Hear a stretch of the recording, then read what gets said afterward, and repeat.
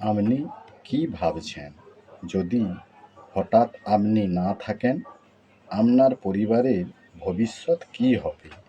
বন্ধু, এলআইসি মানে শুধু ইন্স্যুরেন্স না, এটা আপনার পরিবারের নিরাপত্তা, সঞ্চয়, স্বপ্নপূরণ আর নিশ্চিত ভবিষ্যৎ।